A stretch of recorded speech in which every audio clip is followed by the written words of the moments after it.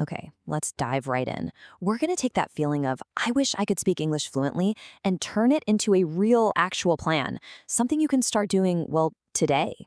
This is all about building a system that finally gets you speaking with real confidence. Does this sound familiar? I mean, it's that incredibly frustrating moment, right? The words are all there, perfectly lined up in your head, but they just get stuck somewhere. You are definitely not alone in this. It's probably the biggest hurdle for learners, and today we're going to build a bridge right over it. Good, because the solution isn't about some magic trick or hidden talent. Nope. It's just about having a better plan and the right tools. So let's get started.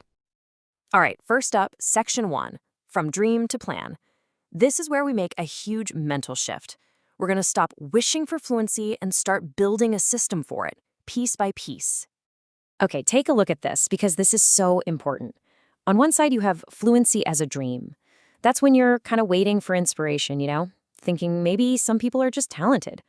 But on the other side, you have fluency as a plan. This approach gets it. It understands that fluency is a frequency game. It has nothing to do with talent and everything to do with how often you show up. This shift in thinking, it's the whole ballgame. So for our plan to actually work, it needs a solid foundation. Think of these 4 principles as your new rules of the road. 1. Use English every single day, even if it's just for 15 minutes. 2. Speak more, study less. You have to prioritize actually using the language. 3. Focus on being understood, not on being perfect. Communication over perfection always. And 4, and this is a big one we'll come back to, learn in chunks, not single words. Okay, section 2, the confidence mindset. Now that we have our principles, it's time to deal with the biggest monster of them all, that fear of speaking. I want you to really let this sink in. You have to reframe how you think about mistakes. They are not failures. They're just data. Every little error you catch is a signpost showing you exactly what to work on. Your future fluent self is going to thank you for all the data you're collecting right now. And here's the great news. You don't have to jump straight into a high-pressure presentation. No way. You build up to it.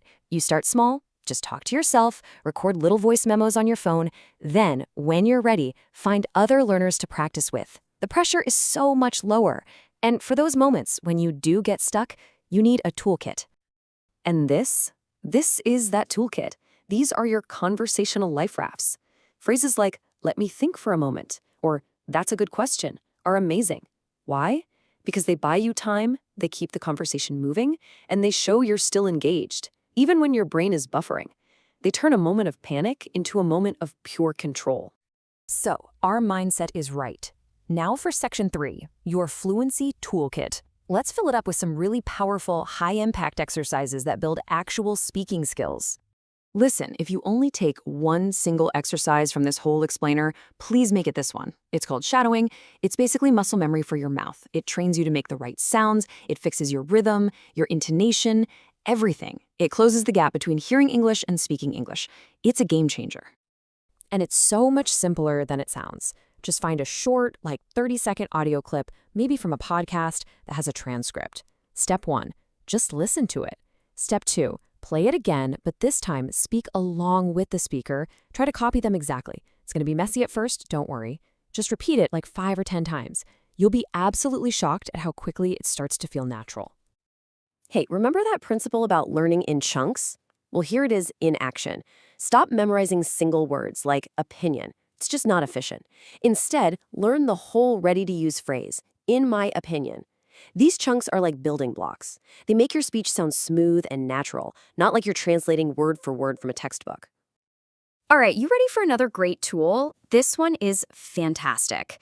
It's specifically designed to boost your speaking speed and make finding your words feel more automatic. It's like a little workout for your brain. So here's step 1. You're going to set a timer for 4 minutes.